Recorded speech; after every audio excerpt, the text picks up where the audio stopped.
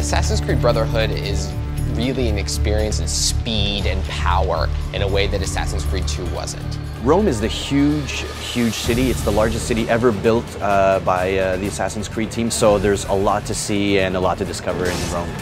It's about 3 times the size of Florence, so it's the biggest world we've ever done in our map. The production has been exponential. Everything is moving faster.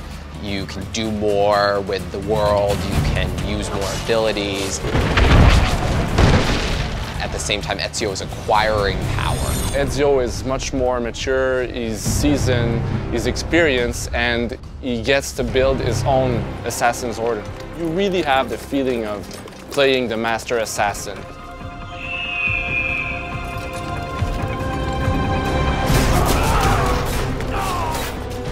We have what we call memorable moments. Places in the game where we wanted the player to feel really like an epic mission.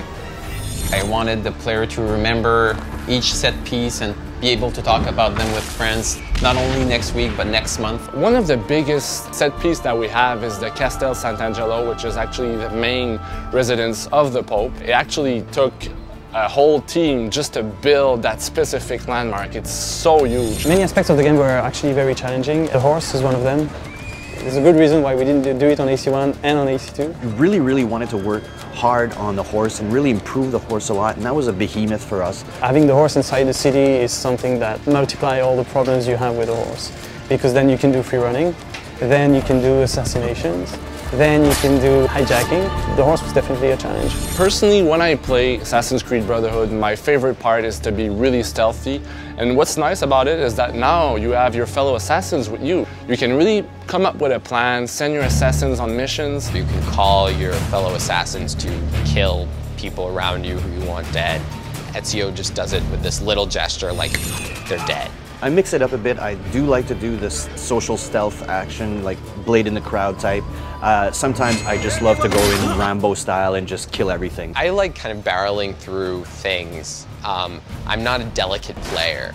I'm not trying to master the nuances of the system, although there are many of them. I really like just doing high voltage things like throwing an axe into someone's head. My favorite gadget are the smoke bombs. Call your assassins, they throw smoke bombs, it's chaos. And then you just go for the kill and savor that final moment.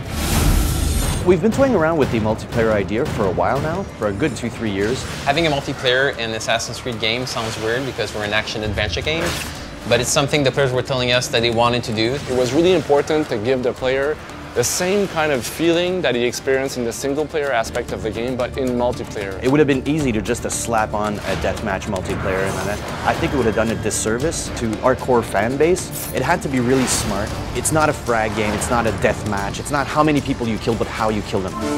I think I prefer the courtesan as a multiplayer character because I can play and look at a cute girl at the same time. The one that I choose a lot is the priest and the courtesan. Not that I feel like a woman sometimes. It's the courtesan for me. Yeah, she's sneaky and yeah.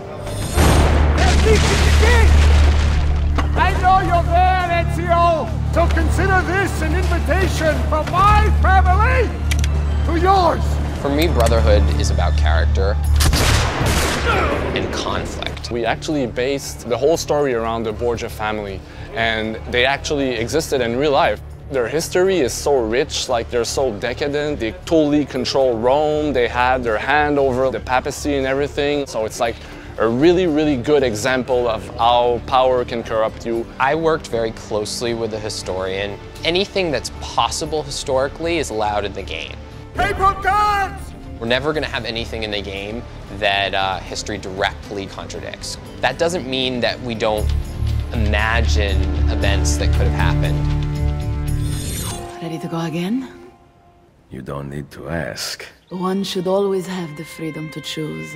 The struggle between the Assassins and the Templars is part of this universal push-pull between control and freedom.